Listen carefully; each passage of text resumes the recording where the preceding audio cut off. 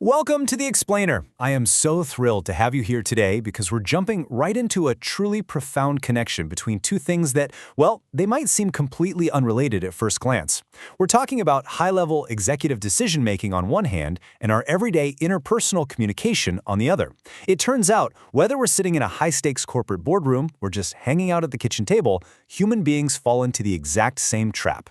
If you worry about compromises too early, you will water down your standards. And we do this constantly out of a simple fear of upsetting people.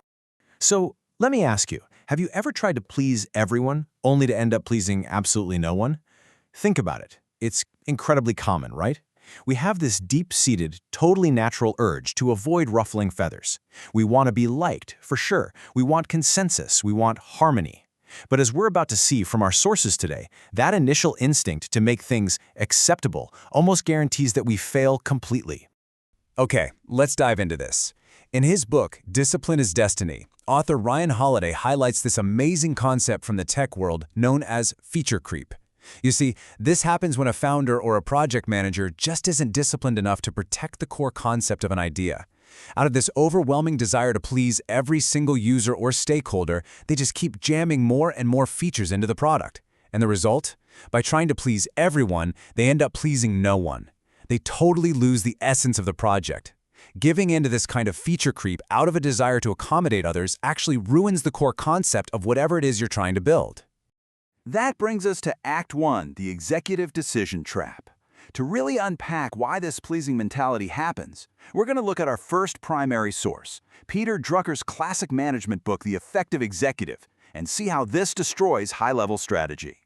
So, Drucker argues that every single effective decision must first define its boundary conditions. Think of these as the absolute bare minimum goals and clear specifications a decision has to satisfy in order to actually work. It's the baseline of reality. If a decision doesn't meet these boundary conditions, it is fundamentally inadequate to its purpose. It's essentially useless. And right here is where Drucker drops a massive truth bomb. When you are formulating a decision, you must never, ever start by asking, what is acceptable to people? Why?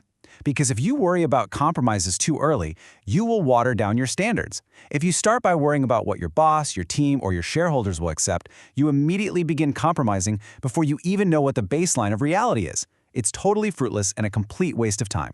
To illustrate just how dangerous this is, Drucker uses a slightly dark but absolutely brilliant medical analogy. Imagine you go to a surgeon because you have appendicitis. But the surgeon knows that surgery is traumatic and they want to compromise.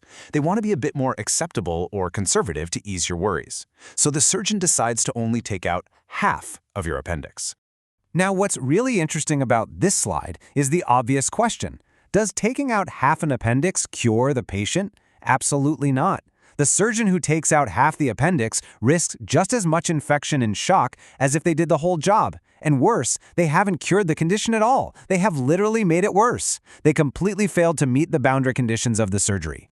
Drucker calls this the wrong compromise. A half action is always wrong. When you water down your specifications just to please people, you end up with a half measure that satisfies no one and completely fails to solve the underlying problem. You would literally be better off making no decision at all than making the wrong compromise. Now, let's transition right into Act 2, the interpersonal dialogue trap. We're moving away from the corporate boardroom and into our everyday relationships, drawing heavily on insights from the fantastic book, Crucial Conversations. First, let's define what we mean here.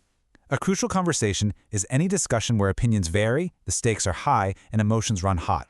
We're not talking about a chat about the weather. This is talking to a coworker who isn't pulling their weight or addressing a serious issue with your partner. And in these moments, that exact same trap of acceptability rears its ugly head. The authors of Crucial Conversations point out that when we know we need to address a real problem, we often feel this massive sense of dread. The anxiety spikes. And here is the fatal conflation. While part of our brain is trying to figure out what is the real issue, another part of our brain just shrieks in absolute panic, how in the world will I say that safely? Because we feel anxious and worried about the delivery, the how, we end up compromising and watering down the message, the what. Here is a perfect example of what that looks like in real time. Let's say the honest truth, the boundary condition of the conversation, is, I don't think you are capable of managing people. But we get scared. We want to be acceptable. So we mince our words, we dance around the issue, and it comes out as, so, how do you think things went on the product launch? We just turned a direct, necessary statement of fact into a sugar-coated, totally ineffective hint. We literally just took out half the appendix. So the crucial point is we do this because we fall for what the authors call the fool's choice. From a very young age, we're conditioned to believe that we have to make a choice between telling the unvarnished truth and keeping a friend. We mistakenly believe that it is impossible to be 100% honest and 100% respectful at the exact same time. But skilled communicators know that this is a total false trade-off.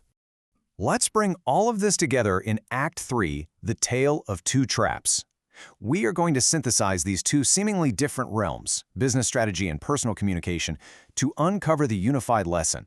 And this brilliantly illustrates the core issue when we put them side by side. They are the exact same human flaw.